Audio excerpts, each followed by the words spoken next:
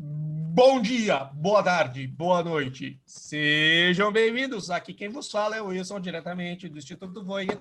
Vamos falar de tecido ósseo, né, meus amigos? Tecido maravilhoso. A gente vai falar das características gerais, substância intercelular, as funções, regulação do metabolismo fosfocálcico, as classificações e a unidade morfuncional, assim das células que estão presentes e suas características, não é verdade? Então, pronto. Então, aqui a primeira coisa que a gente vai ver é o seguinte, as características do tecido ósseo, a gente já sabe que ele é uma variação do tecido conectivo, né? Que ele é duro, semirrígido, calcicado, que ele vai formar parte do esqueleto dos vertebrados.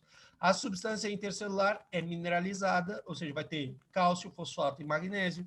A unidade morfofuncional do tecido ósseo é o sistema de Harvard, o osteona, que vai estar formado por um conduto de Harvard mais de 5 a 20 laminíceas concêntricas. A nutrição é dada pela artéria nutrícia, ou seja, que, evidentemente, por isso que a gente fala que todo detalhe anatômico do osso vai ter uma artéria nutrícia, tem que ter uma porra de uma artéria nutrícia para poder nutrir o osso, senão não tem nada. Então, tem que ter uma artéria nutrícia que vai entrar pelo agorreiro nutrício. E aí, vão acabar entrando no osso e vai se distribuir pelos canais de Harvard e os condutos de Volkmann. Lembrar que o conduto de Harvard está na vertical, o conduto de Volkmann está na horizontal. A função vai ser reservatório de cálcio, ele é fundamental para coagulação, contração muscular, enzimática e hormonal, certo?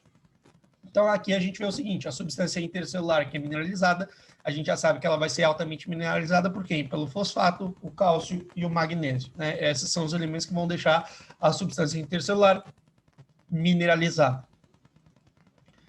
As funções do tecido ósseo, então a gente já falou que o tecido ósseo está relacionado com a reserva de cálcio, com a coagulação sanguínea, com a contração muscular e com as questões enzimáticas e hormonais do nosso organismo. Aqui a regulação do cálcio, a gente tem que lembrar do quê?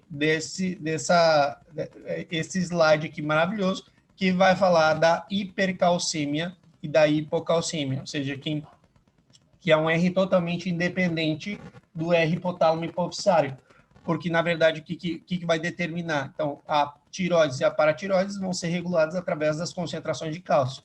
Se eu tenho pouco cálcio, estimula a tireoides a produzir calcitonina, que é uma hormona que é hipocalcemiante, porque ela vai tirar do osso, ou seja, ela tira do sangue e coloca no osso, porque está aumentando o depósito de cálcio. Tá? Então, a calcitonina é uma hormona que vai ser hipocalcemiante, porque ela está tirando do sangue e colocando no osso.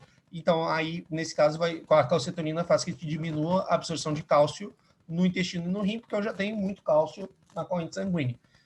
A hipocalcemia, em um determinado momento, vai estimular a paratireoides a produzir a paratormona. Paratireoides, paratormona. E o que é? Como o que estimulou a paratireoides foi a hipocalcemia, então a hipocalcemia, ela estimula a paratireoides a produzir uma hormona que é hipercalcemiante, que é a paratormona, ou seja, agora ela vai aumentar a estimulação de cálcio no rim e no intestino, e vai tirar do osso e colocar no sangue, certo? Então, a paratormona é uma hormona que é hipercalcemiante. E a hipercalcemia vai estimular a tireoide. Pronto, já percebeu que isso aqui a gente vai ficar num loop infinito, porque uma acaba negando a outra, tá? Aqui as palavrinhas mágicas que eu tenho que saber que a calcitonina estimula no osso o osteoblasto. E lembrar que o osteoblasto, ele faz o quê? Ele sintetiza a matriz óssea. Então, o que acontece? Então, está aumentando o depósito de cálcio. Enquanto que a paratormona estimula o osteoclasto, que é aquela célula que vai comer o osso, ou seja, está tirando do osso para colocar no sangue. Tá? Então, isso aqui é importante. Qual é o método de exame que a gente tem no osso? Tem 2 métodos de exame. Ou por desgaste ou lixado, você literalmente vai lixar o osso do paciente para dar uma observada, ou você vê por descamação, né? Que você vai pegar, vai colocar em formol, 100%, e vai colorar com ácido nítrico para fixar com um bálsamo. O osso se classifica em esponjoso e compacto. O esponjoso ele vai ter formado por laminíceas que vão formar trabéculas ou espículas ósseas, não tem conduto de Harvard e predomina em ossos curtos, enquanto que os ossos compactos eles vão ter laminíceas concêntricas que vão estar ao redor do conduto de Harvard, né? Então, o que é a laminícia concêntrica aqui, ó?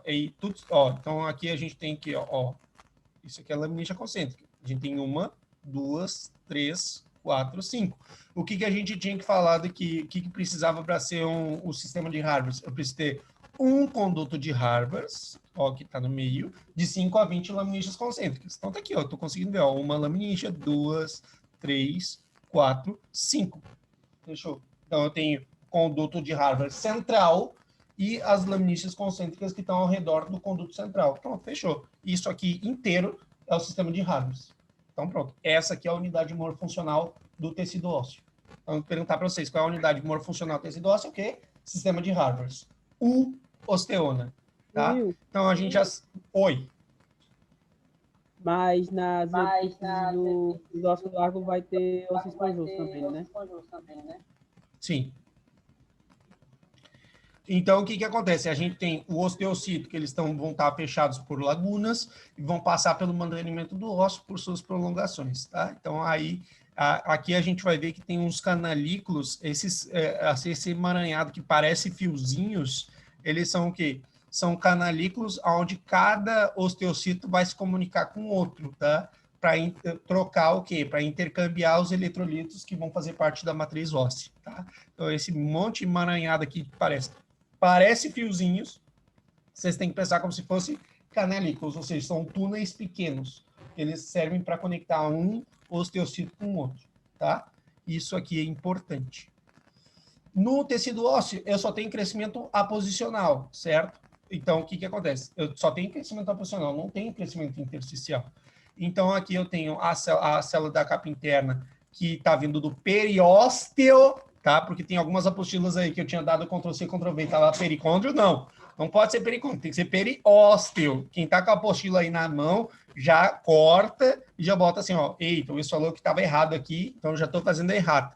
É periósteo, porque a gente está falando de osso, não é cartílago. Se fosse cartílago, era pericôndrio. Aqui, como a gente está falando de osso, é periósteo. E aí a gente tem o osteoblasto, que vai secretar matriz extracelular, e quando ele estiver totalmente fechado em si, aí ele vai evoluir para osteocito, tá? Então, isso aqui mais ou menos segue o mesmo padrão é bem parecido com o tecido cartilaginoso. Perguntinha, né? Ninguém se lascou nisso aqui, graças a Deus, mas eu sempre digo, é uma coisa que a professora gosta de perguntar. Então, explicar da onde é que vem a propriedade física do osso, então a dureza vem da onde? Vem dos componentes inorgânicos, que são os sais de cálcio e cristais de hidroxiapatita, e a resistência do osso vem da onde? Vem do componente orgânico, que são as fibras colágenas. Então, quem dá dureza, componente orgânico. Quem dá resistência, quem dá dureza, componente inorgânico. Quem dá resistência, componente orgânico. O componente orgânico que dá resistência, fibras colágenas. O componente inorgânico que dá dureza, os sais de cálcio ou cristais de hidroxiapatita, tá? Ô, Will. Sim. Que cristais são esses? Isso aí é o cristal os sais de cálcio. Depois, se você quiser, arruma uma imagem para poder te mostrar. Mas isso aí é a forma como se guarda cálcio. Como se guarda cálcio no osso? Através de cristais de hidroxiapatita. Certo? Então, olha só. A substância intercelular do tecido ósseo, então, vai ter um componente amorfo e um componente forme. O componente amorfo vai ser formado por glucosaminoglicanos e abundantes cristais de cálcio, que a gente chama de hidroxiapatita, e o componente forme, que são as fibras colágenas. Então, aqui a gente vai falar da forma, mais uma vez, ó, a gente vai falar da forma da célula, né? Então, a gente vai falar das células osteoprogenitoras, do osteoblasto, do osteocito e do osteoclasto, certo? Então, falando de cada uma delas, tá? Aqui eu consegui colocar de uma maneira bem pontual o que é cada uma delas.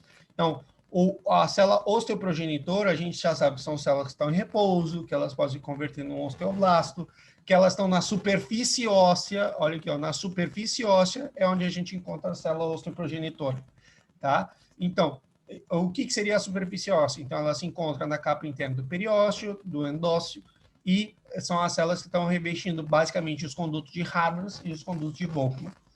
O osteoblasto, ele é responsável por sintetizar a matriz óssea, ou seja, colágeno, substância fundamental, participa das vesículas matriciais e é responsável pelo crescimento aposicional, tá? Então, quem é responsável pelo crescimento aposicional? Osteoblasto.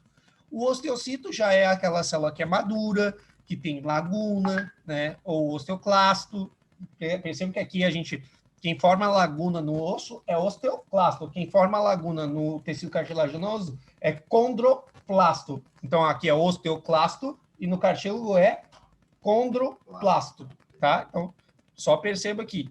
Então, laguna, o osteoclastos. Então, vai se encontrar o quê? Ele pode sintetizar, reabsorver matriz óssea de forma limitada e não se divide. Enquanto que o osteoclasto vai ser uma célula multinucleada, olha só, o osteoclasto é uma célula multinucleada grande que tem uma função de reabsorção óssea, porque como resultado dessa reabsorção óssea, quando ele está comendo, literalmente, ele come o osso para poder mandar para a corrente sanguínea, ele vai acabar criando uma escavação que se chama laguna de Hall-Ship. Então, e ele pertence ao endócio, ou seja, pertence ao sistema macrocítico macrofágico, ou seja, ele é o macrófago do tecido ósseo, né? Então, o macrófago do tecido ósseo é o osteoclasto e ele tem um citoplasma altamente acidófilo. Então, para descrever a laguna de Hall-Ship, a gente já sabe que vão ser depressões da superfície dos ossos, que são produzidas por quem? Pelo osteoclasto, que são células que vão tirar cálcio do osso e vão colocar na corrente sanguínea, tá? Então, essa aqui é a famosa célula fantasma, que eu já tinha falado, até o Arthur tinha perguntado isso. Eu posso falar célula fantasma em espanhol? Pode. Então, o osteoclasto é uma célula grande, multinucleada, que tem um citoplasma acidófilo. Ela tem a função dessa célula de ser hipercalcemiante, porque ela está ajudando na reabsorção, e vai acabar diminuindo o depósito de cálcio no osso, tá? Então, isso aqui é do tecido ósseo, certo? E aqui terminamos com tecido ósseo, e assim que eu terminar de falar do tecido adiposo, eu vou dar um hasta luego